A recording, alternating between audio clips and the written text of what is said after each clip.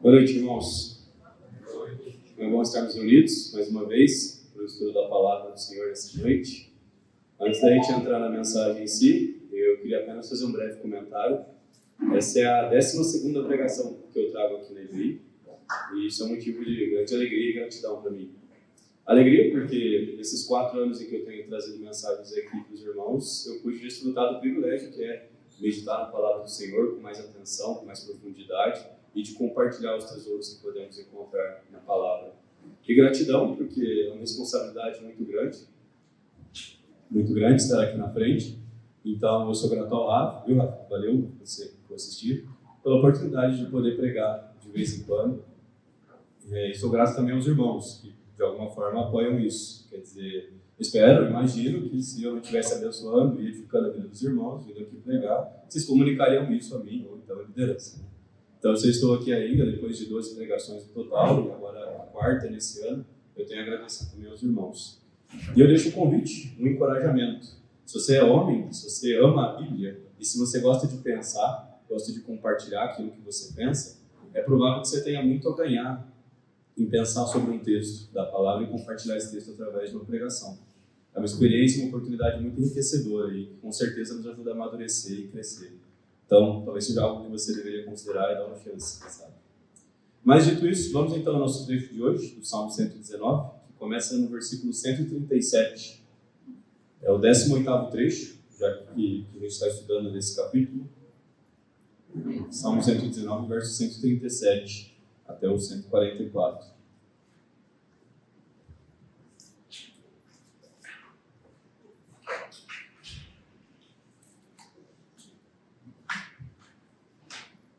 Como essa vai ser minha última mensagem nessa série, quando a gente chegar na conclusão, eu quero concluir não apenas esse trecho, mas também de forma geral a mensagem desse grande capítulo da Bíblia.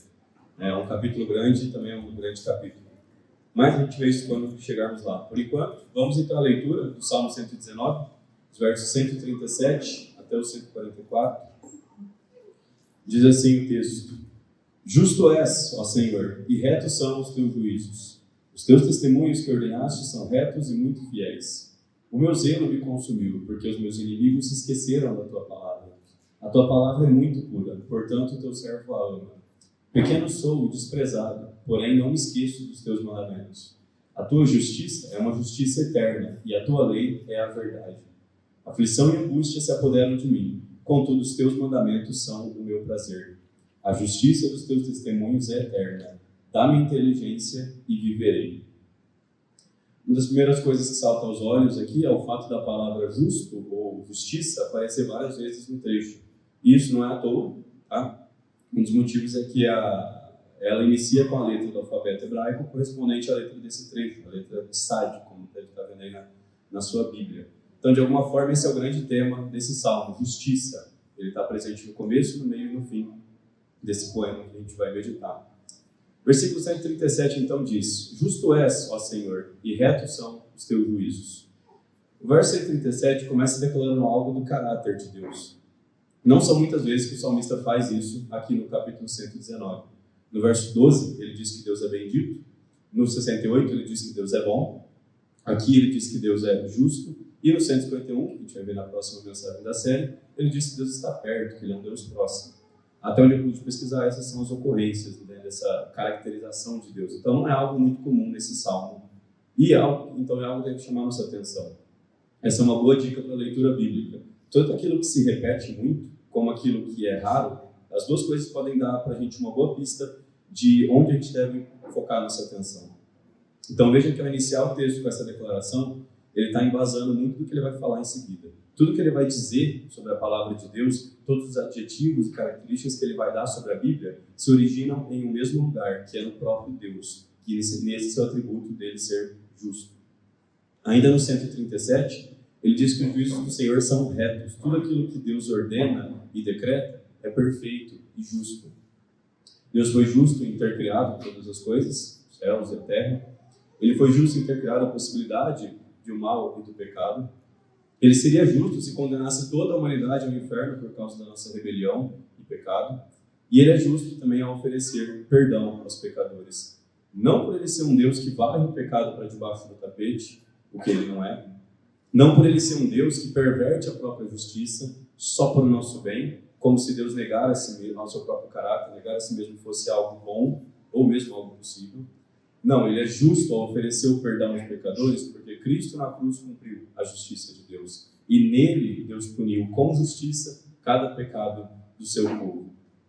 Nenhum pecado passou ou passará impune, seja na cruz de Cristo, para os salvos, ou na condenação eterna, para aqueles que não conhecem e não creem em Jesus Cristo. Seguindo no texto, verso 138 diz: os teus testemunhos que ordenaste são retos e muito fiéis. O verso 138 está muito ligado com o anterior, né? Eu até pensei em trazer eles juntos, porque ele está construindo um degrau acima, né? Tem mais um degrau em cima daquilo que o verso 137 já começou a falar. É quase uma repetição, né, do que ele acabou de dizer, com um pouquinho mais de detalhe. Senhor, os teus juízos são retos, no verso 137. Senhor, os testemunhos que o Senhor ordenaste são retos, agora no 138. E aqui essa ideia de retidão nos remete aí à música que as crianças gostam tanto, né, um tal de homenzinho torto. Mas veja que a ideia da palavra reto, para descrever os mandamentos de Deus, é exatamente essa. Não há desvio na lei do Senhor. Ela não tem ângulo de inclinação, ela é perfeitamente e completamente reta. E aqui tem uma reflexão muito interessante. O pessoal que estava aí na obra, né, durante a reforma, o Gabi, enfim, todo mundo que esteve aqui ajudando, como que a gente sabe que uma coisa estava torta? Claro, em alguns casos, só de olhar, você conseguia enxergar que era torto, certo? Igual a vida de algumas pessoas do mundo, que é uma vida tão depravada, tão torta, que só de olhar de longe você vê que a pessoa vive na maldade, no pecado. Mas e quando não dá para ver que está torto só de olhar? No caso da reforma, o que a gente fazia para detectar? Qual que é o jeito de avaliar isso? A gente usa um nível, certo? Tinha até um que a gente projetava aqui, um laser, né? Nas linhas aqui na parede, ou ali na porta, a gente usou isso na reforma. Mas tá bom, como que isso vai ajudar a gente? Porque você vai olhar para aquilo e falar, ok, aquilo lá é reto. A edificação que eu estou construindo tem que ser igual àquilo ali. Aquele é o meu padrão do que é reto, se não tiver igual, está torto. Da mesma forma, irmãos, a Bíblia é um nível para as nossas vidas. A Bíblia projeta para a gente o que é retidão. Ela expõe como viver uma vida reta. Andar em justiça e retidão é andar nos mandamentos do Senhor. E o que nos cabe, então, é olhar nossas vidas e sempre comparar com o padrão que a palavra e o que o Deus da palavra espera de nós. Ao fazermos esse confronto, uma de duas coisas vai acontecer.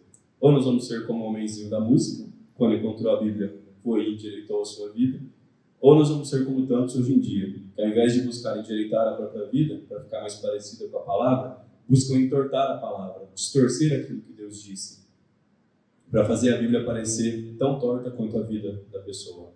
Não, essas coisas que Paulo fala sobre a mulher eram frutos do seu tempo, eram questões culturais. Não, essas palavras aqui não estão falando de homossexualismo, de fato, na verdade. E aí vão essas distorções. Ao invés da Bíblia ter o papel de endireitar, de tornar reta a vida das pessoas, o que acontece é a tentativa vazia e sem sentido de corromper e distorcer o padrão moral revelado nas Escrituras. Mas essas iniciativas não têm futuro, porque a retidão da palavra provém da retidão daquele que deu a palavra. Deus é imutável e eterno, e assim também é a sua palavra. Para concluir esse verso, o salmista usa aquela expressão intensificadora que eu falei na minha última mensagem. Os testemunhos são muito fiéis, são meio fiéis, são fiéisíssimos, é a ideia aqui. Ou seja, esse nível é confiável. Quando a gente usa a Bíblia como nível para avaliar nossas vidas, a gente está usando um nível confiável, digno da nossa confiança. Nós podemos adequar nossas vidas a ela sem medo de errar, ou achar que a construção que é a nossa vida vai ficar torta. Avançando agora, verso 139. O meu zelo me consumiu, porque os meus inimigos se esqueceram da tua palavra. Se você for como eu, ao ler essa expressão, o meu zelo me consumiu, você lembrou de uma expressão que aparece lá quando Jesus derruba os cambistas, né, nas mesas deles lá no templo, e fala, o zelo da tua casa me devorou, que na verdade é uma referência ao Salmo 69. E enquanto a palavra zelo de fato é a mesma, no Salmo 69 e aqui, o verbo é diferente. Lá, o zelo devorou acaba tendo um sentido bem mais enérgico. Quer dizer, veja como Jesus ficou lá no templo quando ele expulsava os cambistas. O zelo impulsionou ele para uma ação muito intensa e marcante ali. Aqui no nosso texto de hoje, por outro lado, quando o salmista diz estar consumido pelo zelo, é como se ele tivesse ficado silenciado, sem palavras. Você já viu alguma coisa tão ruim, tão maligna, que você na hora nem conseguiu reagir direito? Você vê um turbilhão de pensamentos e emoções dentro de você, mas você não sabe nem por onde começar a expressar a sua indignação. Talvez você já tenha visto casos, né, em que um criminoso, além de roubar o celular de uma pessoa, que já é horrível bastante para merecer uma punição severa, mas além de roubar o celular, ele atira na pessoa e mata ela, sem mais nem menos, no meio da rua. Isso é trágico, é horrível que isso aconteça no nosso país, sem punição e quase com consentimento dos governantes instituídos. E o que você pensa quando você vê um negócio desse? Né? O que você pode dizer? E é esse o sentimento aqui do salmista. Deve existir um zelo dentro de nós, uma preocupação com a moralidade, com aquilo que é certo. É a ideia de ter fome e sede de justiça, que Jesus falou. Não é errado querer ou esperar que as coisas sejam feitas corretamente. A gente até falou disso sobre isso no EBD hoje de manhã. Não é errado querer ou esperar que crimes sejam devidamente castigados. Pelo contrário, é errado não se importar com isso e achar que tudo bem as pessoas sofrerem injustiças. Mas mais do que isso, vejam a motivação principal do zelo do salmista contra o mal. Porque os meus inimigos se esqueceram da tua palavra. Quer dizer, não é apenas o fato de serem inimigos dele, não é apenas pela justiça no nível social, moral ou pessoal. O problema do mal, da maldade, é que ela é uma afronta a Deus, a sua palavra. Quando você trata levianamente o mal, quando você ignora as injustiças à sua volta, isso é uma afronta a Deus, que é a fonte de todo bem e justiça. Que as pessoas ignorem a Deus, ignorem a palavra de Deus, vivam como se não tivessem um Criador, como se não devessem prestar contas de cada palavra, pensamento e ação a esse Criador, é o principal e maior dos problemas. Infelizmente, nós temos a promessa que Jesus fez. Aqueles que têm zelo pela palavra de Deus, que têm zelo por aquilo que é correto, que têm fome e sede de justiça, serão fartos. Essa fome e essa sede vão passar. Mesmo que fiquemos sem palavras diante do mal, como o salmista ficou, Deus fará vingança. Deus executará a justiça divina dele contra todo o mal. Nenhuma injustiça passará impune. E nesse dia nós não permaneceremos silenciados, mas louvaremos a Deus por ter cumprido a sua justiça perfeita. Dando continuidade, então, agora no verso 140. A tua palavra é muito pura, portanto, o teu servo a ama. Aqui, novamente, temos a palavrinha meode, é como se o salmista dissesse, então, a tua palavra é puríssima, totalmente pura. E essa ideia não é única aqui no Salmo 119. Lá no Salmo 12,6, a gente até canta uma música que reflete isso, que as palavras do Senhor são palavras puras, como prata refinada em fornalha de barro, purificadas 7 vezes. E, de fato, é essa ideia que a palavra pura traz. É essa pureza de algo que é refinado, livre de qualquer impureza. Aqui eu não sei dizer se o grau de impureza da prata aumenta muito, entre 6, 7 ou 8 vezes, mas o número 7 aqui é usado pelo que ele representa, né, que é a perfeição, a completude, a totalidade. Ou seja, se ela é purificada 7 vezes, ela é totalmente, perfeitamente pura. Então, quando os autores bíblicos estavam a escrever os textos que hoje temos em nossas Bíblias, independente de qualquer pensamento que pudesse vir à mente deles no momento, independente da personalidade de cada um, independente do conhecimento linguístico, literário que cada um tinha, Deus se certificou, por meio da inspiração do seu Espírito, ele agiu de tal forma que cada palavra sendo escrita fosse de fato a palavra de Deus. Cada J e cada tio, cada letra importa, toda a palavra de Deus perfeitamente e totalmente pura. E tão importante quanto essa inspiração divina é a preservação divina. Deus também se certificou que a palavra inspirada fosse preservada e sobrevivesse 3.500 anos de história judaica e 2.000 anos de história cristã para chegar até nós hoje. E ele continuará agindo assim por todas as gerações que possam vir depois da nossa. De nada adiantaria um ouro, uma prata, uma palavra que fosse pura no começo, mas que com o tempo se contaminasse, recebesse impurezas ou se perdesse. E apesar dos esforços de alguns, ou de muitos até, e apesar das dificuldades gráficas que existiam até a invenção da imprensa e agora da internet, a Bíblia permanece sendo a palavra puríssima do Senhor nosso Deus. Naturalmente, a segunda parte do versículo só pode ser verdade e só pode fazer sentido para a gente se a gente entende e acredita nisso. O salmista diz, a tua palavra é muito pura, portanto, o teu servo a ama. Não é óbvio? Porque eu amaria uma palavra que não fosse pura? Porque eu me importaria com uma Bíblia que fosse corrompida ou manchada? Porque eu dedicaria minha vida a algo que não fosse 100% verdade? Na época da Reforma Protestante, muitos pré-reformadores e reformadores foram perseguidos e mortos por acreditarem e defenderem que aquilo que eles tinham em mãos, aqueles manuscritos que chegaram até eles de várias partes do mundo, eram de fato a palavra pura de Deus. E por defenderem que essa palavra deveria ser traduzida e tornada acessível aos povos das nações europeias. Você acha que eles estavam dando as suas vidas, sendo queimados por algo que era impuro, algo que era imperfeito? Esse mesmo amor que eles tiveram deve arder em nossos corações hoje. Devemos amar a palavra de Deus, dentre outros motivos, porque ela é pura, perfeita, sem erros, sem falhas, sem contradições, que com certeza é mais do que nós podemos dizer de nós mesmos e das nossas falhas e erros e imperfeições. Que o Senhor purifique as nossas vidas, que o Senhor purifique a nossa igreja, que Ele nos refine 7 vezes através da sua palavra. Em seguida, então, versículo 141. Pequeno sou e desprezado, porém não me esqueço dos teus mandamentos. Aqui o salmista começa com 2 adjetivos, certo? Cada um trazendo uma ideia diferente, porém complementar da sua vida. Diante de Deus, o salmista se considerava pequeno. A gente viu isso no versículo anterior. Ele se chamou de servo. Então o salmista tinha noção dele da pequenez diante de Deus. E diante de seus inimigos, o salmista era desprezado por eles. Seja qual for a maneira que esses inimigos afrontavam aqui o autor, fica claro para a gente, no verso 139 que a gente leu, que esses inimigos não tinham nenhum respeito e de fato desprezavam aquilo que o salmista queria e defendia. Então, com essas 2 realidades em mente, ele diz: porém, não me esqueço dos teus mandamentos. Qual é a relação entre ser pequeno e não esquecer dos mandamentos e ser desprezado e não esquecer dos mandamentos? Esse segundo até que é mais fácil de responder. A gente já abordou essa ideia, inclusive, algumas vezes no decorrer dessa série. Que é a importância de permanecermos fiéis, permanecermos obedientes, mesmo quando enfrentamos sofrimento, mesmo quando estamos aflitos por alguma circunstância. O que nós meditamos já várias vezes aqui é sobre como não devemos fraquejar em nossa fé. Não devemos dar para trás o nosso compromisso de seguir os mandamentos do Senhor, mesmo nas circunstâncias mais difíceis. Não justifica nós passarmos por aflições, passarmos por problemas e por causa disso virarmos as costas para aquele que é o único que pode nos trazer o livramento, que pode nos dar paz e alegria mesmo que o livramento não venha. Mas então agora a primeira ideia, essa ideia de sou pequeno, porém não esqueço dos teus mandamentos. Bom, a Bíblia pode ser um livro intimidador, não é? Quer dizer, olha o tamanho disso aqui, não é um livro pequeno. E nem tudo aqui vai fazer sentido para a gente de imediato.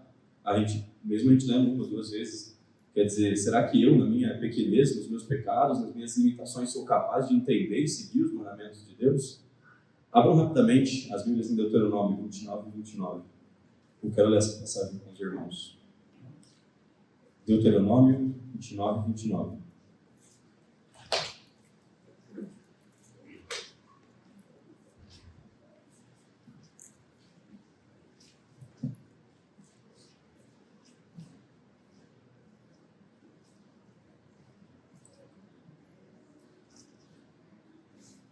Versículo 29, Deuteronômio 29, diz assim: as coisas encobertas pertencem ao Senhor nosso Deus, porém as reveladas nos pertencem a nós e a nossos filhos para sempre, para que cumpramos todas as palavras desta lei. Vejam primeiramente, irmãos, que aquilo que Deus revelou para nós em sua palavra é nosso. Foi para nós que ele se revelou. Foi pensando em nós. As palavras reveladas do nosso Senhor registradas aqui na Bíblia pertencem a nós e a nossos filhos para sempre. Com qual objetivo? Para que cumpramos todas as palavras desta lei. Ou, como o salmista disse no verso que a gente leu, para não esquecermos do mandamento do Senhor. Por isso ele nos revelou. Então, a nossa pequenez não é um obstáculo para acessarmos, conhecermos e seguirmos a palavra do Senhor. Foi pensando nisso que ele deu para nós. Então, que as dificuldades externas que passamos não nos afastem dos mandamentos do Senhor. E que as nossas próprias limitações internas não sejam um empecilho para a nossa fé e para a nossa obediência. E quantas coisas encobertas que o versículo de Deuteronômio cita, né? Infelizmente, muitas igrejas hoje, ditas igrejas, né, grupos que se dizem cristãos, possuem crenças falsas, e revelações e profetadas envolvendo esses assuntos, temas e questões sobre as quais a Bíblia não trata. E se não está na Bíblia, se não está revelado, então está encoberto e pertence ao Senhor. E nenhum falso profeta ou falso apóstolo pode querer falar em nome de Deus, trazendo novas revelações, novas profecias sobre coisas que Deus simplesmente não se manifestou em sua palavra. Indo agora para o verso 142, voltando lá para Salmos. O verso 142 diz assim: a tua justiça é uma justiça eterna, e a tua lei é a verdade. Como eu disse no início, todos esses versículos desse trecho começam com a mesma letra no hebraico, que é a letra que inicia a palavra justo ou justiça, por isso a gente vê ela aqui aparecer algumas vezes nesses versículos. E aqui o salmista então nos convida novamente a refletir sobre a justiça de Deus nesse trecho. A justiça de Deus é uma justiça eterna, porque Deus é um Deus eterno. Ela vem de Deus, então ela é como Deus. Ela compartilha as características com o Deus de onde ela vem. Se nós falamos que a palavra de Deus é totalmente pura, isso é porque Deus é totalmente puro. E isso deveria, ao mesmo tempo, colocar temor e paz nos nossos corações.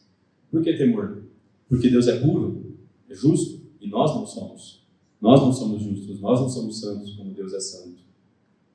O nosso pecado ofende a santidade de Deus, estabelece uma barreira entre nós e Ele, porque Deus não habita junto com o pecado. E por causa de Deus ser justo, Ele deve punir com a justiça dele os pecados. E a punição que é devida, que é justa para as ofensas contra Deus, é o inferno, tormento eterno. Uma justiça que é eterna, que é infinita, deve punir eternamente a injustiça e o pecado. E é por isso que a nossa única esperança é que essa punição que nós merecemos seja derramada em alguém que tenha um valor também infinito e eterno. Somente o próprio Deus pode nos livrar do juízo de Deus. E apenas pela cruz ele pode permanecer sendo justo, mas também justificador daqueles que têm fé. Deus não nega a sua própria justiça ao nos perdoar, porque Ele mesmo, na pessoa de Jesus Cristo, escolheu vir ao mundo e receber nele a ira de Deus contra o nosso pecado. Dessa forma, aqueles que não colocam a sua fé na pessoa e na obra de Cristo, e aqueles que não se arrependem da sua rebelião e do seu pecado, não têm nenhuma esperança e sofrerão eternamente a justiça de Deus. Porém, aqueles que nasceram de novo, que tiveram o coração transformado pelo Evangelho, que confiam no sacrifício de Cristo na cruz para a sua salvação, para estes, a justiça de Deus traz paz, traz alegria, a alegria da salvação e do relacionamento restaurado com o nosso Criador e Senhor. Indo então agora para o verso 143. Aflição e angústia se apoderam de mim, contudo os teus mandamentos são o meu prazer. Vejam que interessante a semelhança na linguagem aqui entre esse verso e o verso 139. Lá, o meu zelo me consumiu. Aqui, a aflição e a angústia se apoderam de mim. Quer dizer, poeticamente falando, o que o autor está pintando aqui para a gente, um retrato dele mesmo como sendo vulnerável, como se essas coisas fossem maiores do que ele, né? Tivessem possuindo ele. Talvez quando ele falou de ser pequeno, não seja apenas diante de Deus, mas talvez diante dos problemas que ele estava enfrentando. Da mesma forma que muitos de nós podemos também nos sentir pequenos diante das dificuldades em nossas vidas. Mas ele não fica preso nisso. Vejam, irmãos, faz parte da experiência humana nesse mundo caído, a dor, o sofrimento, a angústia. Mas na vida do cristão essas coisas têm que ser passageiras. O salmista não parou aí. Ele se sentia consumido, possuído pela aflição. Contudo, ele encontrava o prazer dele nos mandamentos do Senhor. Ele não deixou que os problemas e angústias e ansiedades dele tirassem a alegria que ele tinha em Deus. E eu digo ele não deixou porque é um processo ativo da nossa parte. Às vezes a gente tem a tendência de enxergar as nossas emoções e os sentimentos como uma força externa a nós mesmos, que é mais forte do que a gente. Essa não é a realidade que a Bíblia apresenta. A gente pode escolher ficar remoendo a tristeza, remoendo o luto, remoendo a amargura, ou a gente pode escolher a alegria e a paz que excedem todo entendimento. É como o versículo que eu citei na minha pregação passada. Nós somos contristados, mas sempre alegres. A tristeza pode vir, a dificuldade pode vir, mas a alegria cristã também se faz presente. E não apenas depois do sofrimento, depois que passa. Isso até que seria fácil, mas é uma alegria em meio ao sofrimento, durante a dificuldade. Em Cristo nós temos uma alegria que triunfa sobre a tristeza. Em Cristo nós temos uma paz que triunfa sobre as dificuldades e as aflições. E qual que é o segredo dessa felicidade? Quer dizer, como nós podemos cultivar essa alegria duradoura e firme na palavra do Senhor em meio ao sofrimento? Bom, tem uma frase famosa que deve estar escrita em muitos para-choques de caminhão, mas que é bem interessante.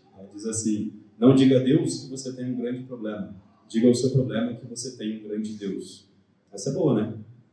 Vejam, a realidade é que a gente tem que entender que, diante de Deus, nossos problemas são como grãos de areia. E eu não digo isso para menosprezar o seu sofrimento, que pode ser muito real e pesado para você, mas ele não é pesado para Deus. Se você olhar para o seu problema, você vai só conseguir enxergar como que ele é grande, como ele é maior que você, como é mais do que você consegue aguentar. Mas se você parar de olhar para o seu problema e olhar para Deus, para a grandeza de Deus, aí você vai perceber que nada, não absolutamente nada que seja grande demais para ele cuidar. Nem a morte, nem a vida, nem os anjos, principados e potestades, nem as coisas presentes, nem as coisas futuras, nem nenhuma dimensão de problema ou angústia que pode nos separar do amor de Deus que está em Cristo Jesus, nosso Senhor. E claro, você vai encontrar de forma mais intensa e real essa grandeza de Deus e triunfo sobre todo problema ou dificuldade na sua vida, você vai encontrar isso na palavra. É lendo e meditando nas Escrituras que você vai se encontrar com esse grande Deus. Por fim, verso 144. A justiça dos teus testemunhos é eterna. Dá-me inteligência e viverei. O salmista então encerra falando daquilo que é o tema desse trecho, que é a justiça de Deus. Vejam que é uma progressão no raciocínio do salmista. Primeiro, no 137, Deus é justo. Então ele fala sobre a natureza de Deus, a essência de Deus. Depois, no 142, a tua justiça é uma justiça eterna. Ou seja, ele trata do atributo de Deus, da justiça, ser eterna, assim como Deus é eterno.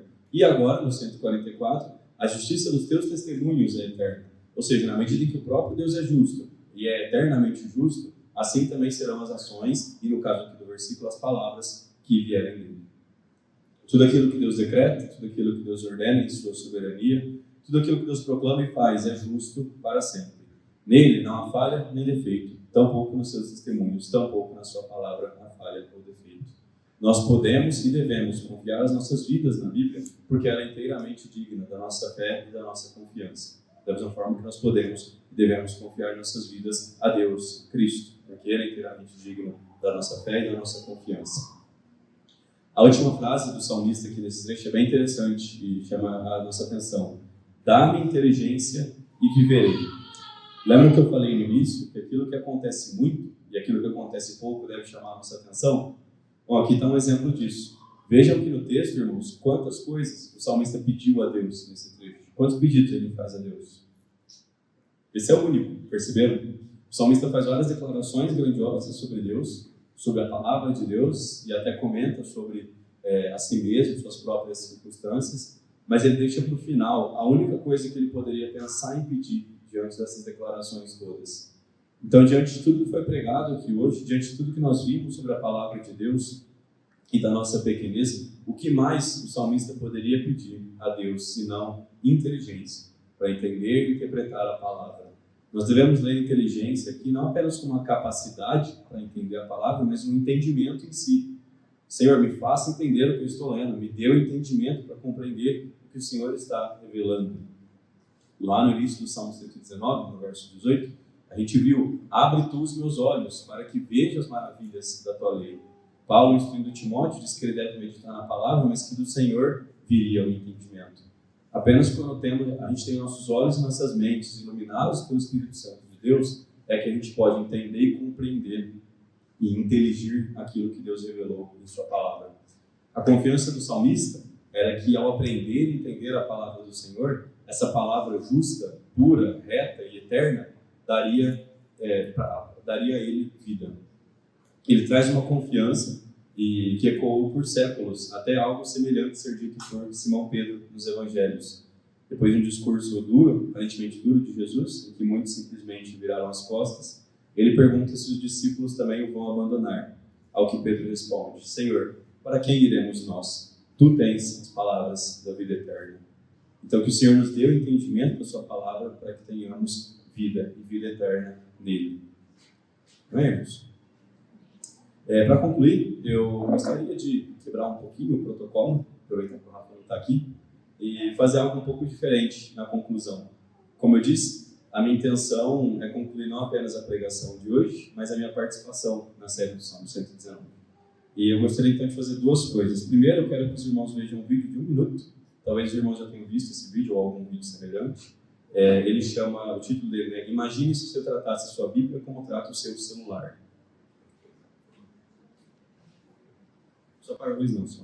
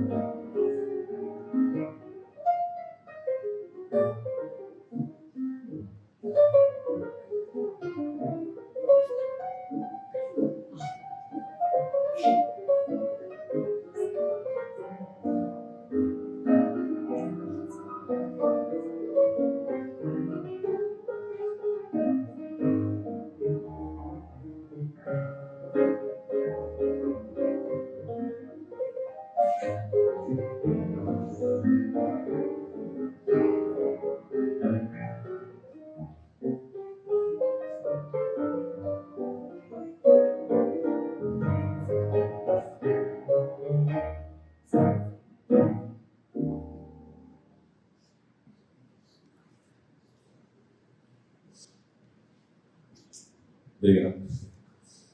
Bom, eu poderia pregar mais uma meia hora só em cima desse vídeo, mas eu não vou. Eu espero que a essa altura do campeonato, em 2025, você já tenha visto pelo menos alguns documentários, artigos e palestras sobre os perigos reais envolvendo o uso de celular e de redes sociais. Sobre a maneira como os algoritmos, as notificações, os barulhos e até mesmo a dinâmica de ficar rodando pelo feed foi tudo cuidadosamente desenvolvido para te deixar viciado, dependente e até mesmo alterar a sua capacidade mental. E não para melhor. Mas não é o tema que a gente está tratando hoje, então vamos deixar essa conversa para um outro dia. Mas o ponto aqui do vídeo é bastante claro, não é? O vídeo explica a si mesmo. Como seriam nossas vidas se nós dessemos o mesmo nível de atenção à palavra de Deus que nós damos aos nossos celulares? O que aconteceria conosco espiritualmente se a primeira coisa que tivéssemos vontade de fazer ao acordarmos fosse ver a mensagem que Deus revelou para nós, e não a mensagem que chegou no nosso celular? Se no meio de uma conversa ou atividade nós nos distraíssemos não porque chegou uma notificação, mas porque de repente lembramos de uma passagem bíblica e aquilo conquistou a nossa atenção naquele momento. E se não tivéssemos vontade apenas de compartilhar o meme mais engraçado da semana, e realmente temos muito bons, mas se da mesma forma tivéssemos vontade de compartilhar qual foi o ensinamento bíblico que mais falou ao nosso coração durante a semana. Resumindo, talvez, como seriam as nossas vidas se a gente parasse de fazer aquilo que a gente sabe que não devia estar fazendo e passasse a fazer aquilo que a gente sabe que deveria estar fazendo? Essa é a primeira reflexão que eu queria deixar com os irmãos. A segunda coisa que eu gostaria de fazer, também saindo aí um pouco do protocolo, para encerrar essa mensagem, é fazer uma citação direta. Não é ideal, não é bom, tá? Que as nossas pregações a gente saia fazendo citações longas aí de outros, mas eu peço a permissão dos irmãos para ler aqui um trecho de uma pregação de John Piper. Foi algo que me impactou muito desde que eu vi e eu quero muito compartilhar com os irmãos, eu acredito que será edificante. Então aqui vai a citação, abre aspas. Deus te trouxe aqui hoje para que eu pudesse te dizer, em nome dele, que ele tem um convite para você, um presente. Deus está falando para você agora. Eu comuniquei tudo o que você precisa saber para ter piedade e para ter vida, e para ser frutífero para mim, e poderoso para mim, e fiel a mim. Eu falei essas coisas. Eu te convido a desfrutar disso, eu te convido a viver nisso. Não como se fosse apenas lamber um pirulito a cada 3 dias. Eu te convido a viver aquilo, segurar isso, amar isso, meditar nisso, memorizar isso de dia e de noite. Não deixe o mundo te moldar de forma que isso pareça chato. O Deus Todo-Poderoso falou, não tem como ser chato. Não pode ser chato, nós é que somos o problema. Ele é um vulcão de gozo, de energia, de poder, de sabedoria, de força, de amor, de graça, de justiça e de verdade. Não tem como ele ser chato. O mundo é que é chato. Avatar é chato. Fecha aspas, essa é a citação. Aqui na época que ele disse isso, Avatar era um filme popular do momento, que todo mundo estava indo ver. Hoje você pode substituir pelo filme, série ou campeonato esportivo que esteja capturando a atenção e o tempo das pessoas. E a comparação se mantém. O que mais que eu posso dizer, irmãos, depois disso? A Bíblia é um tesouro inesgotável de verdade, de promessas, de conforto e refrigério para nossas almas, de instrução para as nossas vidas e de exortação para as nossas falhas. Nós ignoramos a palavra, nós deixamos de dar prioridade à leitura bíblica em nossas vidas por nossa conta e risco.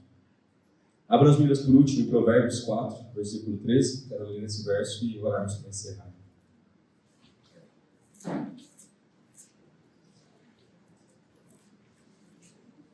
Provérbios 4, verso 13. Versículo que eu tenho grifado já na minha Bíblia. Recomendo aos irmãos de guardarem ele também. Provérbios 4, 13, assim diz a palavra. Apega-te à instrução e não a largues. Guarda, porque ela é a tua vida. Amém? Vamos orar. Senhor nosso Deus, obrigado porque o Senhor nos deu a sua palavra. Obrigado porque o Senhor nos capacita a lermos, meditarmos e entendermos aquilo que o Senhor revelou para nós. Perdoa-nos, Pai, se muitas vezes não damos o devido peso, o devido valor que a tua palavra revelada tem. Nos ajude a lermos mais, meditarmos mais, entendermos mais. Que a tua palavra transborde em nossos corações, nos dê vida abundante e piedosa em tua presença, Deus. Nós oramos em nome de Jesus. Amém.